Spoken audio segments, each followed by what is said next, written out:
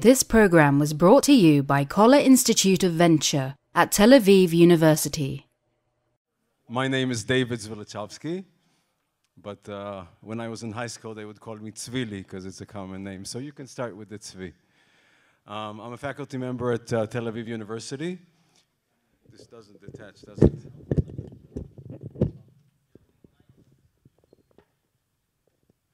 Okay, and what we'll do in the next 20-25 minutes is we'll start with an overview of crowdfunding. I'm sure that some of the things I will say, some of you will know. I hope that at least by the end of the talk, you'll each get one piece of new information. Somebody started the slides without me, so I'll go back to the beginning. This is the definition of crowdfunding. I'm sure you've seen it. The emphasis in the basic definition of crowdfunding is getting small amounts of money from many, many people. Now, as I'm sure you're aware, there are lots of companies, firms, platforms that use this terminology for something that's similar but not exactly the same, and we'll talk about it. There are a number of types of crowdfunding platforms and crowdfunding campaigns. Donations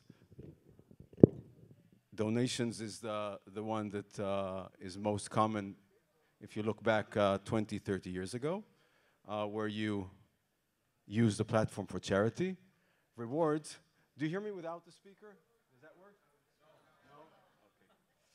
Okay. Rewards is the most common type of crowdfunding today.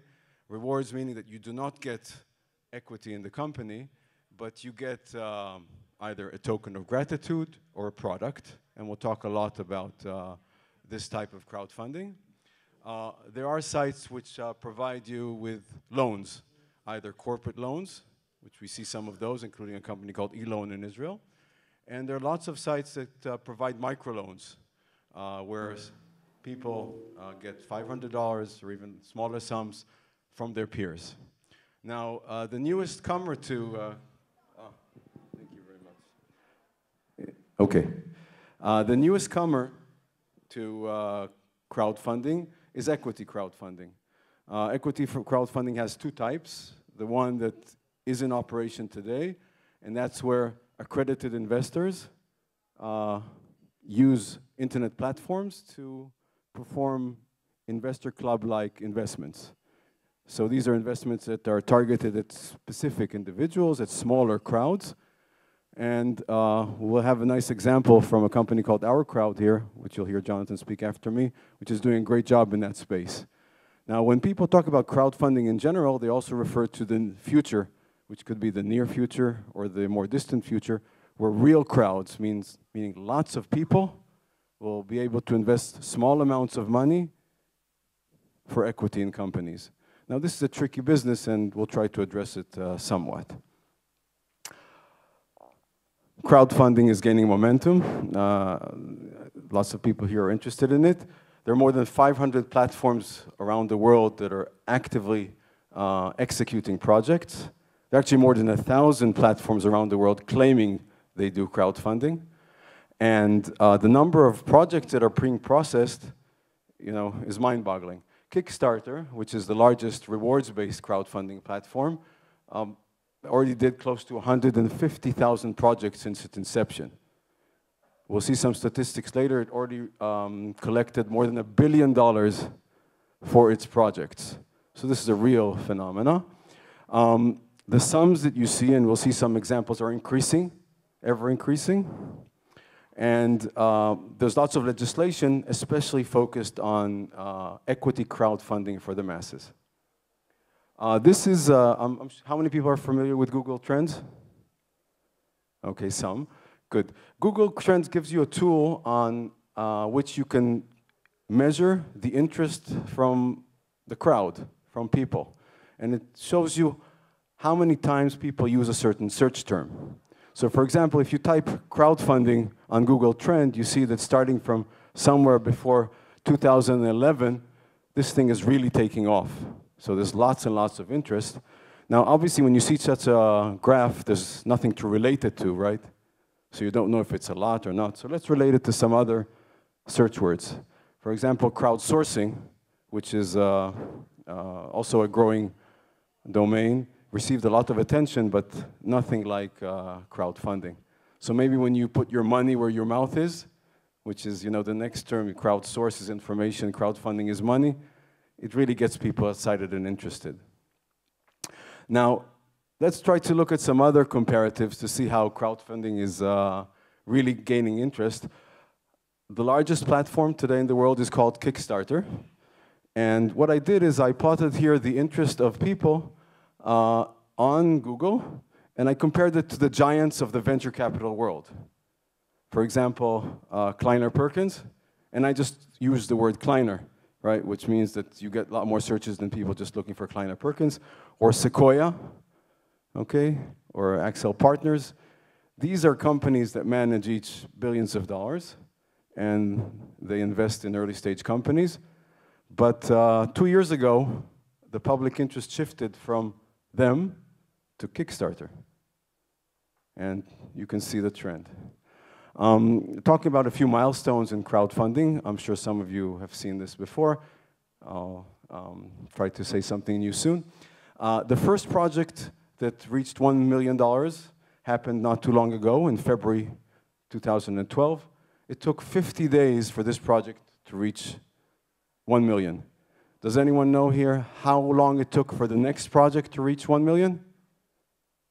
Speak up. 1 day. You got it right. The next project that got to above 1 million, it took 28 hours for this project to achieve the 1 million, and it went all the way to $10 million for the watch that you all know, the Pebble watch. Now, many people regard this as the first multi-million-dollar campaign on Kickstarter. But if you take a closer look, you can find other campaigns, well documented, that did it before. For example, this campaign, who recognizes this campaign? Okay, let's look at the details of this campaign. It's a campaign that was started by a guy called Pulitzer, and he raised, in today's inflation-adjusted dollars, over $2 million, so that's a multi-million-dollar project, from 125 investors. And here you have the date of the pledging. Just, you can't see this because it's small, so I'll put it up there. It's 1885. Now, obviously, Kickstarter did not exist in 1885, but this was a real crowdfunding endeavor. You know, in the 1880s, the French donated the Statue of Liberty to the US, to the city of New York. And the deal was that the French pay for the statue, and the city of New York would pay for the pedestal, you know, the base of the statue. But the city did not have enough money, or some politician did not think it's, you know, the proper use of the city money. And Pulitzer here used a different platform. The platform was this newspaper, the New York World newspaper. He was the proprietor and the editor of the newspaper. And he wrote an article with a plea to the people of New York to come forward and pay for the base of the Statue of Liberty. And sure enough, 125,000 people paid a little less than $1 each. They raised $100,000, which were required, and the base was erected. So, you know, we hear about crowdfunding, and it seems like a very, very new phenomena, but like in other domains, the internet and the connectivity is enabling things that existed before, but in a much, you know, faster, wider, elaborate way. By the way, $1 in 1885 terms is about 20 bucks today. This is another interesting project which is considered a milestone in crowdfunding. It raised $2 and something million on Kickstarter a few years ago. And the guy who started it, Roberts, he went out to devise a virtual world, and some of you have seen this example when I talked a few months ago, and he's selling virtual goods. He's selling a virtual position in a virtual world that does not exist today, right? He's selling a position of a rear admiral for 275 bucks, or a scout for 65. on all kinds of ships you can buy. Now, this is an interesting project because he did not stop at the 2.5 million he raised at Kickstarter. He saw that there was lots and lots of interest from the public, the crowd, and he went on to his own platform and started to raise crowdfunding, cutting out the 10% that the platform takes. So he started with raising 2 million, another 3, he went to 5, then he went to 12 over the summer of the next year. When we were at the inaugurating seminar for the Caller Institute, they were at 18. Who knows where they are right now? $44 million. So this is a company, today it's the company that has raised the largest amount of money on a crowdfunding campaign so far, that is selling a virtual product that will be out, hopefully in 2015. And they're already, yes, they have a testing community. It's not a fraud. It's not a hoax. And he's a very credible chap in this domain of developing 3D multiplayer games. So $44 million goes a long way, and it shows that there is a lot of demand.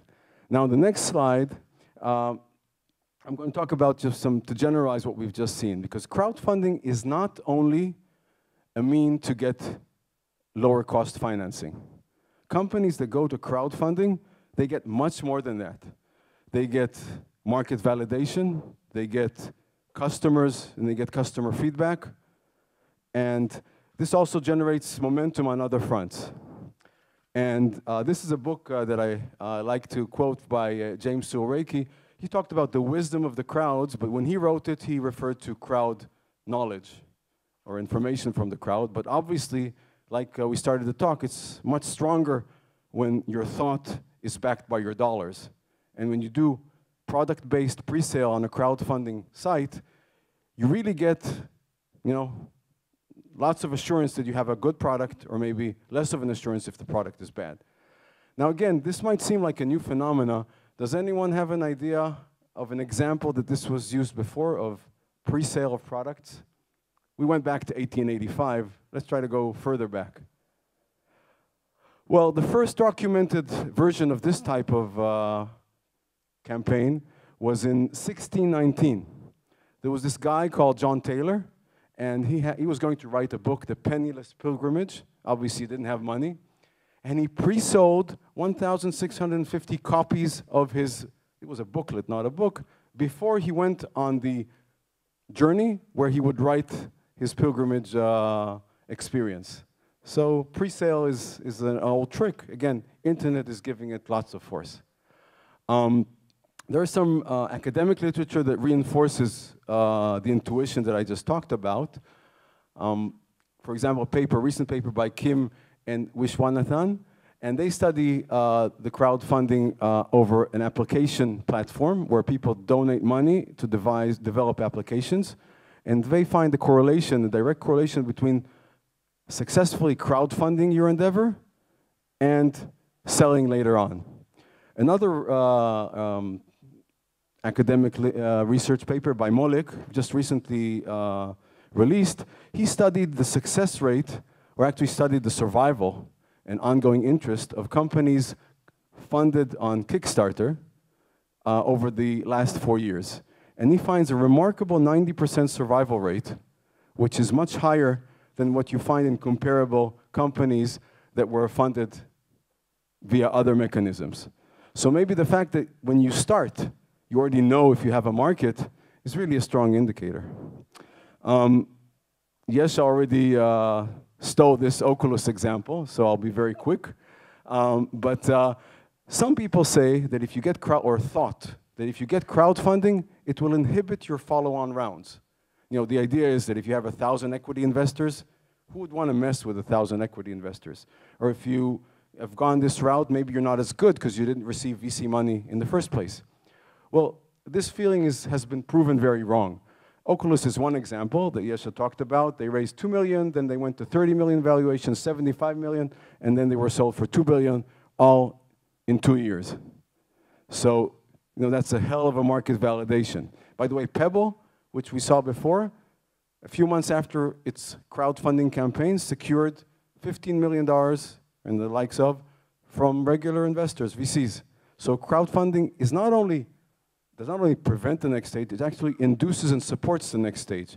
There's a recent industry report that came out that talks about that 28% of respondents in this report say that they closed some sort of follow-on financing deal after they finished their campaign. Now, you have to take this with a grain of salt because this is a report that has a lot of selection bias issues, so I wouldn't take the 28% as an indication, but I'll take the general trend as an indication. Obviously, when you go into the market to verify demand, sometimes you don't get the verification that you were thinking about. For example, this product is a phone that was supposed to run both Android and Ubuntu, and they targeted $32 million. They failed. The project was not successful, and until today, which is a year after, no one's developing this phone. Ubuntu is used in other applications, but no one's developing the phone. So this market validation is a very strong, at least mechanism. I promised you some statistics about Kickstarter. Any one of you can just log into Kickstarter and see the next few slides. To date, $1.1 billion have been raised on Kickstarter, and 15 million pledges. I mean, think of the order of magnitude. 15 million actions of people putting money have been recorded. Now, if you look at the success rates, well, before we go into success, a way the project is built on Kickstarter, it's built in a way where you start, you have to specify how much money you want to reach. Like, I want to get to $100,000. And you specify the time that you allow for this to happen. Like, I want this to happen in 30 days. And the agreement between the platform, the investors or the pledgers, and the owner of the project is that if he reaches this sum by this time, he gets the money. And if he doesn't, everything is reversed back to the credit cards, and nothing happened. So it gives some guarantee to the people that they won't be alone, you know, financing $1,000 out of a $100,000 project and being left out to dry. So this gives us, as researchers also, a clear indication of a success and failure of a funding, not of the company, but of a funding. Now, if you look at statistics, you'll see that out of the 150 or so projects that were created on Kickstarter, only 61,000 were successful, and over 80,000 failed. So this gives us an interesting area to explore, both in the academia and the practical business world, on what makes this happen. Why do some projects succeed and others fail? And we'll address some of these topics. But before we do, look at this slide. There are 3 projects, and let's assume that each one of them has a similar product on the platform. You have to pledge $100, and you get the product. Think for yourself, which one would you choose? The left project is 15 days in the making, so each of them has $1 million target, 30 days to go. The left one is 15 days in the making. They already raised $750,000. The center one has 1 day to go and is over past the target mark. And the third is almost at the target mark with 1 day to go. So each one of you can think which project he would back. When you do research, you see that people aren't very attracted to the left one. They're attracted to the 2 right ones for all kinds of mechanisms that people can analyze. On these platforms, you see effects like herding, especially in the microloan platforms, where people look at what other people are doing, and they base their decision on that. And some of the research in that direction has shown that this is rational. It's actually a good sign to look at what other people are doing. You also see things like crowding out. The idea that if it's a public project without a fixed term, people look at the project and they see, okay, other people have already invested, so I'll put my money where it really counts somewhere else. Now, this idea of putting your money where it really counts kicks in on the last line here, the feeling of participation. You see that in many projects, people contribute or participate not only to get the product, but to be part of the process of creating the product. Now, if you look at the statistics of the horizontal line is the percentage of the target achieved. So there are different sums, but this is like 100%. So you see that around 100% of the target achieved, most of the projects that succeed get 100%. Now, this can't be something that comes, accidentally, because it can't be that the entrepreneurs know exactly what the market demand is, right? It has to be some feedback mechanism, and we think that part of this is the fact that people, when you get close to the target, their inclination to invest or contribute increases because they want to be part of making this project happen. Making this project happen is a very strong force in crowdfunding, and just some examples. The citizens of Rotterdam are financing a bridge to cover a very busy street where the city did not have enough cash to do that, and they got the money from the citizen. This is, by the way, an ongoing project. On the bottom part, the mayor of a town called Coquitlam. Who knows where Coquitlam is? In Canada? Good. A company called, the mayor of Coquitlam decided he has to get some of the homeless people out from the street. It bothers, lots of reasons to do that. And the city did not have a budget. So he put specific campaigns to get specific people off the street and not into a shelter for a month, but like renting an apartment for them for 3 years. And the community came forward. And they financed living facilities for these homeless people and solved everyone's problem, at least for a few years. Now, another aspect of crowdfunding is that you see everything that's happening on the platform. For example, on Kickstarter, you can see for every creator of the project, if he created previous projects, and how many other projects he helped or he contributed to, he backed. Now, this is very visible, and it's interesting from a research perspective and from a practical perspective. How does this piece of information impact the success or the successful financing of this entrepreneur? Okay? All the data is there, and I'd like to ask you a quick question again. Look at these 4 projects, or actually 4 entrepreneurs initiating a similar project. The first one, it's his first project, so previous project is 0, but he backed 7 others. The second already had 2 projects in his history, and he also backed others. The third, it's his second project, but no backing of others. Backing of others means that he contributed to other projects on the platform. And the last is a newbie. He hasn't done anything. Think for yourself, which one would have the highest chance of securing financing? Which one do you think? You think number 2 because he has both experience and he's a good citizen of the platform.